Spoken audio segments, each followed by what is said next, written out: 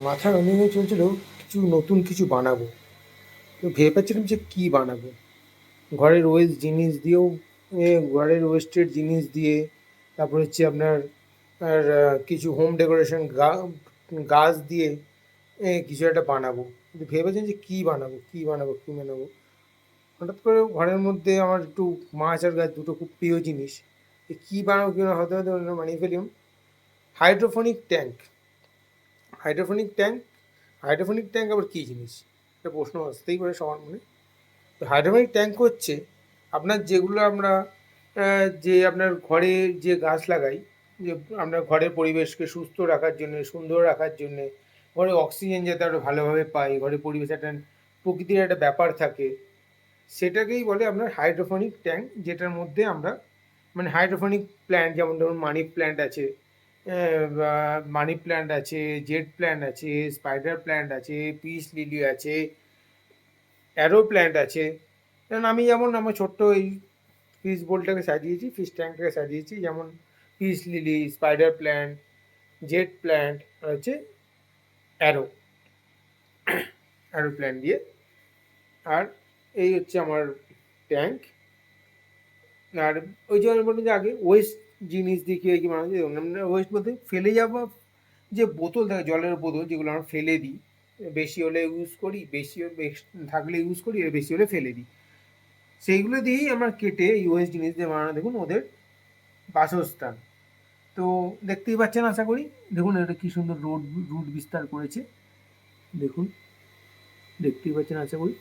আমার কিন্তু এই ফেলে দেওয়া বোতলের কেটেই কিন্তু আমার এদের থাকার জায়গাটা বানানো, দেখতেই পাচ্ছেন আশা করি। তো হাইড্রোফোনিক ব্যাপারটা কী, এবার এবার বোঝা যাবে যে হাইড্রোফোনিক ব্যাপারটা কী। হাইড্রোফোনিক ব্যাপারটা হচ্ছে এটাই, প্রথমত জলের মধ্যে, যেহেতু এটা জলের মধ্যে, এটা জল মাটি দুটোতেই হয়, তো আমি এদের জলের বাসস্থানটা বেছে নিয়েছি।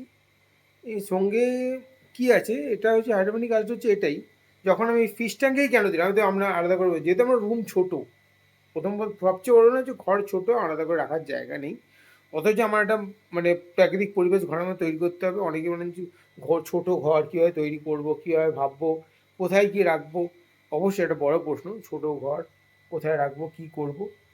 সেখান থেকে দাঁড়িয়ে আমি বলছি যে ছোট ঘর হলে, যদি ইচ্ছে থাকে, যদি উপায় থাকে, ঘরের কোনো না কোনো কোণা থাকবেই যেখানে আমাদের সবসময়, যেটা আমাদের ওয়েস্টেজ রাখা হয়। বাড়ির লোকেরা তো চেঁচামেচি করবে, দেখুন ওরা চেঁচামেচি না করলে আবার ভালো লাগে। শান্ত পরিবেশ, বেশি শান্ত পরিবেশ আমাদের মানুষের জন্য স্বাস্থ্যকর নয়, ঠিক আছে।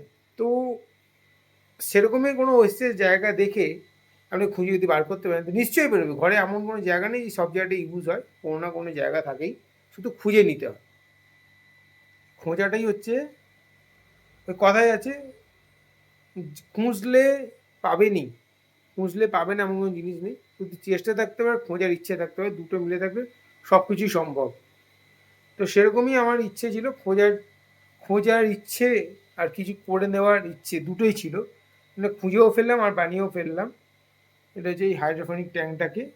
আমি যে গাছগুলো ইউজ করেছি, এটা হচ্ছে দেখুন, মানে arrow plant, jade plant, spider plant আর পিস লিলি।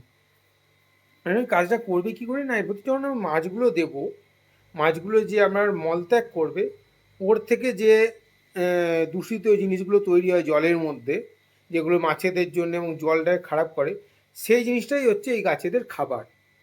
তো এরা সেইটা খেয়েই বড় হয়ে উঠবে, এবং এতে কী হবে, আমার জল পরিষ্কার থাকলো, আর সঙ্গে আমি চেষ্টা করলাম কি ওদের একটা যাতে ন্যাচারাল লুক দেওয়া যায়।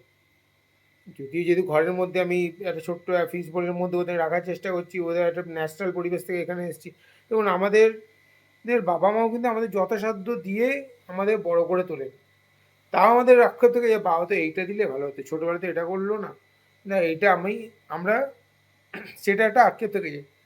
তো সেরকমই দেখুন, আমি চেষ্টা করেছি শুধু ওদের একটা ভালো জায়গা দেওয়ার, যাতে ন্যাচারাল ওরা যতটা সম্ভব স্ট্রেস ফিল থাকে, যতটা সম্ভব ভালোভাবে থাকতে পারে, সেটাই আমি চেষ্টা করেছি শুধু, আর কিছুই না। এটা আমি দেখুন, সব মানুষেরই একটা ইচ্ছে থাকে, আকাঙ্ক্ষা থাকে, তো আমিও সেটাই চেষ্টা করেছি, যাতে ওদের একটা সুন্দর পরিবেশ, যতটা সম্ভব আমার দ্বারা যতটা সম্ভব ওদের ভালো রাখার। আমাদের বাবা মা ঠিক যেমন চেষ্টা করে আমাদেরকে যতটা সম্ভব ভালো রেখে ভালোভাবে বড় করার, ঠিক আমিও তেমন চেষ্টা করেছি ওদের যতটা সম্ভব শান্তভাবে ভালোভাবে ওরা থাকতে পারে, ওদের পরিবেশটা যাতে সুইটেবল, ওরা যাতে কোনো রকম স্ট্রেসে না আসে। কারণ স্ট্রেস আমাদের মানুষের জন্যও খারাপ, মাছেদের জন্যও খারাপ। যে কোনো প্রাণীর স্ট্রেসটা খুব খারাপ। তো ওই সেই ওয়েস্টেজ জিনিস দিয়েই আমার এই ছোট্ট হাইড্রোপনিক ট্যাঙ্কটা বানানো। আরেকটা দেখুন হাইড্রোপনিক ট্যাঙ্ক, হাইড্রোপনিক না, এটা হচ্ছে প্ল্যান্টেড ট্যাঙ্কও বলতে পারেন, যেটা হচ্ছে আমার বেটার জন্যই বানিয়েছি। দেখুন কি সুন্দর ওরা খেলা করছে, দেখতেই পাচ্ছেন আশা করি।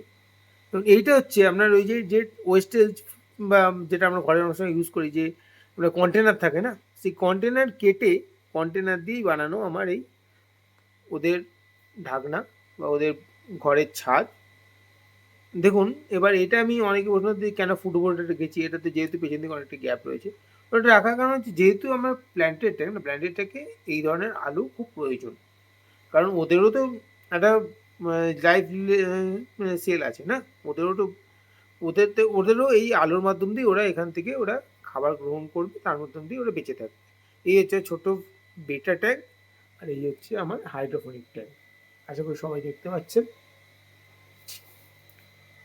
গাছগুলো দেখিয়ে দিলাম আপনাকে আমি কী কী গাছ করেছি। এর মধ্যে আমরা অনেক রকম গাছ ইউজ করি, যেগুলো আমরা ইনডোর প্ল্যান্ট, আমাদের যেটা পছন্দ, আমার এটা পছন্দ এই জন্য আমি এটা ইউজ করেছি।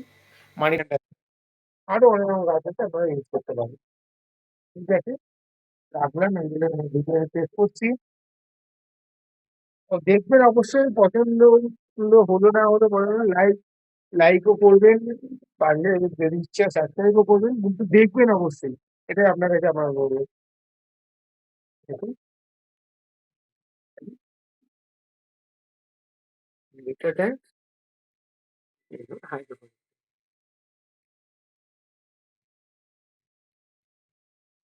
ভালো লেগেছে।